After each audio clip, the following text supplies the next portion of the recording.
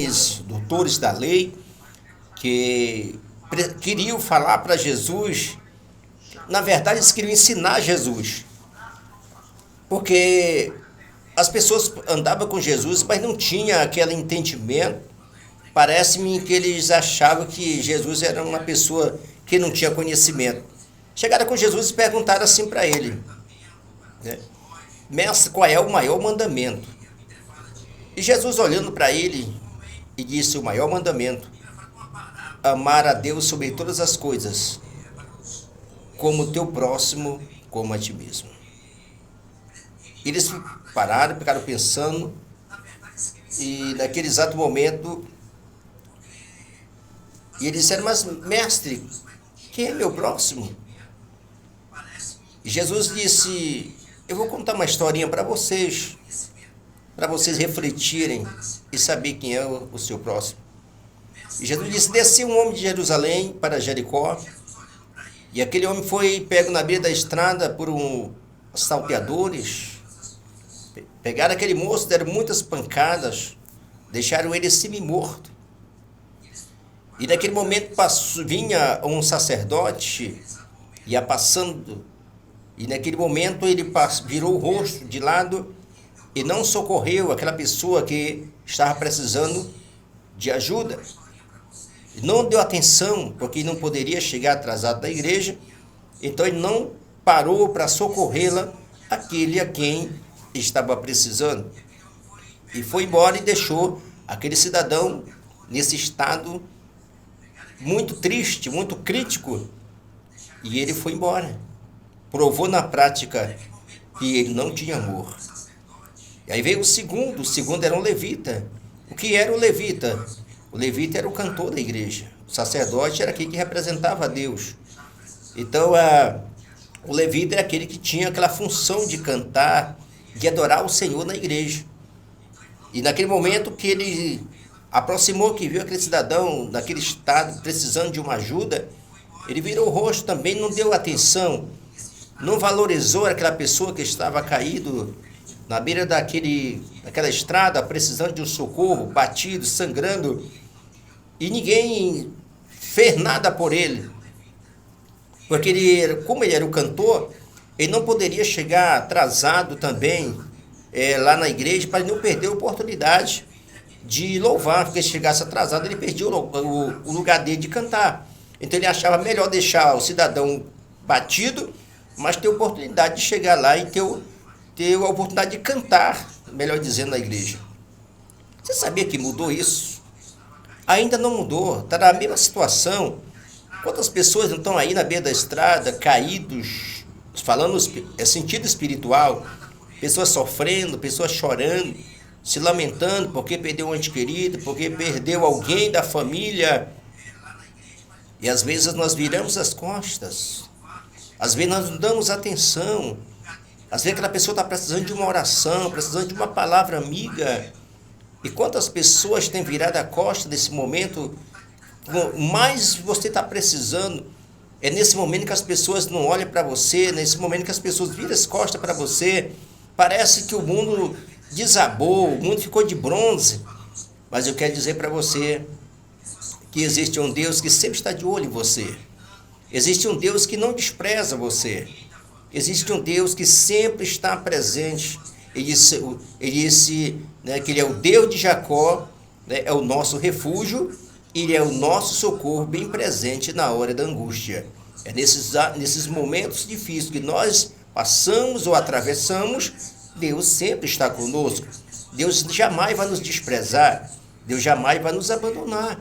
Então nós temos que colocar na mente, se alguém não olha para a gente, alguém despreza a gente, mas lembra-se que existe um Deus que sempre olha para você com um olhar de misericórdia. Existe um Deus que é amoroso, existe um Deus que tem um coração de amor para cada um de nós. O ser humano tem as suas falhas, o ser humano não é perfeito, o ser humano, todos têm os seus defeitos, mas Deus não tem. Deus é perfeito, Deus é santo.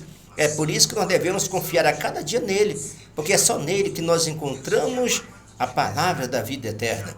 E a Bíblia diz que veio o terceiro era um bom samaritano, aquele que tem amor, aquele que gosta de ajudar as pessoas. E quando ele se depara diante daquela situação, ele não pensou duas vezes. A Bíblia diz que ele desceu do seu animal e foi em direção àquele cidadão.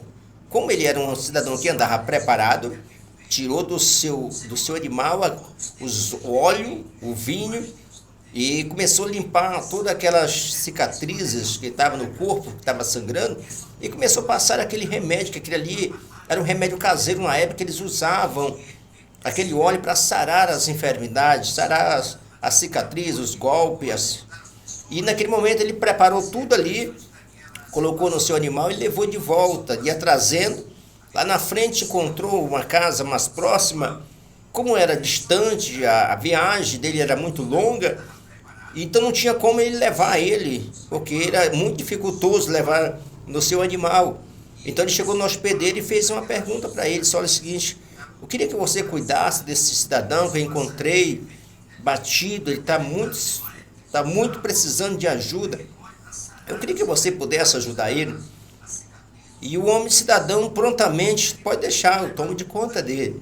Ele meteu a mão no bolso, está aqui o dinheiro vou te pagar o dinheiro de um mês, porque você vai cuidar deste homem, mas eu te faço um pedido, não deixe ele morrer, porque quando eu voltar eu pago toda a conta. O que de você gastar além daquilo que eu estou te pagando, quando eu voltar eu pago a dívida, mas eu que te faço um pedido, não deixe ele morrer.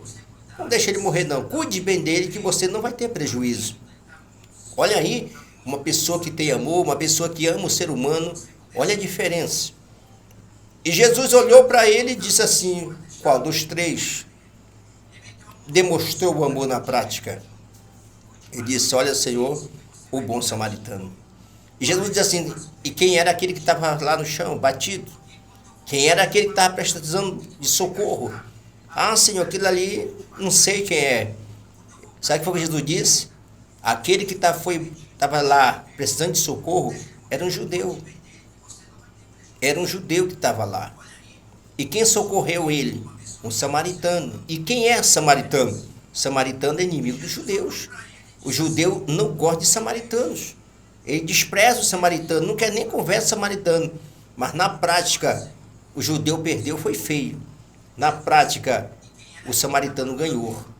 E Deus disse: faça assim como ele. Demonstra o amor não é somente em palavras, mas na prática. Não adianta você falar de amor somente por falar. Falar de amor é a coisa mais simples. A coisa mais simples que tem é falar de amor. Agora, difícil é praticar o amor. Difícil é você viver isso aí. É viver o amor na prática. Isso é difícil. Mas falar de amor é a coisa mais fácil que tem. E é uma das coisas mais lindas, mais maravilhosas é falar de amor. E o amor maior é o amor de Deus. Porque Deus amou o mundo de tal maneira que deu seu Filho unigênito, para que todo aquele que nele crê não pereça, mas tenha vida eterna. Essa demonstração de amor de Jesus por todos nós. 18 horas e 40 minutos, vamos fazer a oração. Maravilhoso Deus, Pai eterno, Deus santo e misericordioso. Quero apresentar as pessoas que nesse exato momento estão no seu supermercado, estão no seu carro, que estão viajando, Senhor, que estão ouvindo, Senhor, através do aplicativo, aqueles que estão no Brasil, fora do Brasil, em outro estado, em outras cidades. Senhor, visita o coração de cada pessoa. Essa pessoa precisa de um abraço teu. Essa pessoa precisa, Senhor, de uma ajuda sua. Visite o hospital, visita as clínicas, visita o plano-socorro, visita a UPA. Visita, Senhor, aonde esteja uma pessoa neste momento, desesperados. Uma pessoa dessa, Pai, que acha que não tem mais solução. Estende as tuas mãos, Pai. Abençoa grandemente e dê vitória, para que teu nome seja glorificado. Em nome do Pai, do Filho e do Espírito Santo, te peço as bênçãos e te agradeço, Senhor Jesus, não só hoje, mas para todo sempre. Amém. Deus abençoe você grandiosamente. 18 horas e 41 minutos. Vamos ouvir uma canção? Vem aí, Especialista, com Daniel e Samuel. 18 horas e 41 minutos. Vamos ouvir.